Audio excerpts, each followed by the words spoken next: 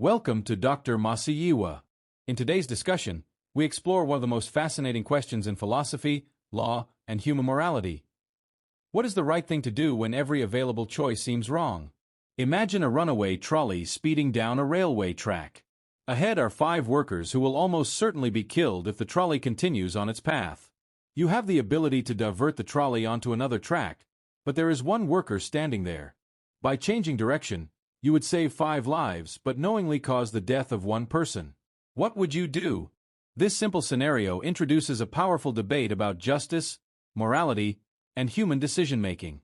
Many people argue that saving 5 lives at the cost of one is the morally correct choice because it produces the best overall outcome. Others believe that intentionally causing the death of an innocent person is wrong regardless of the consequences. The discussion becomes even more challenging when the situation changes. Instead of being the driver, imagine standing on a bridge overlooking the track. A runaway trolley is heading toward 5 workers. Beside you stands a large man whose body could stop the trolley if pushed onto the track. His death would save the 5 workers. Would you push him? Surprisingly, many people who were willing to divert the trolley refused to push the man. This reveals an important question. Why do we judge these situations differently if both involve sacrificing one life to save 5? As the debate continues, deeper moral principles begin to emerge. One perspective focuses on consequences. According to this view, the morality of an action depends on its results. If an action produces the greatest amount of happiness or saves the greatest number of lives, then it may be considered the right thing to do.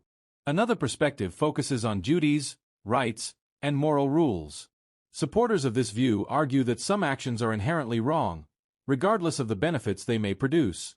Under this approach, intentionally killing an innocent person may remain wrong even if doing so saves many others.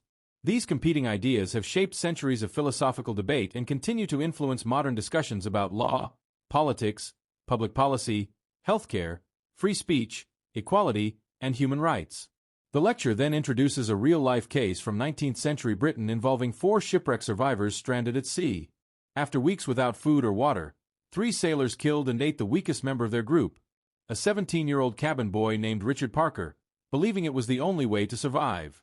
When they were eventually rescued, society faced a difficult question.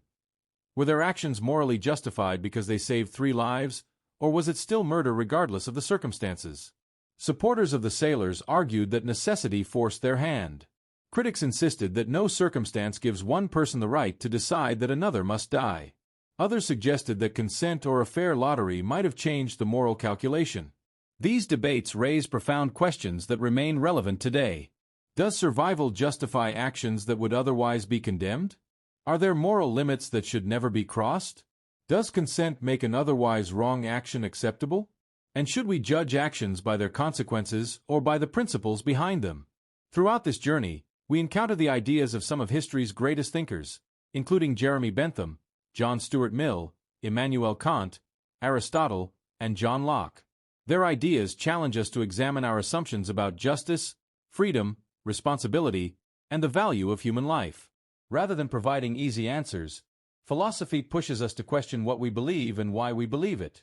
As we explore these moral dilemmas, we discover that the pursuit of justice is not merely an academic exercise. It is a reflection on our own lives, our choices, and the kind of society we wish to create. Welcome to this thought-provoking journey into the nature of justice.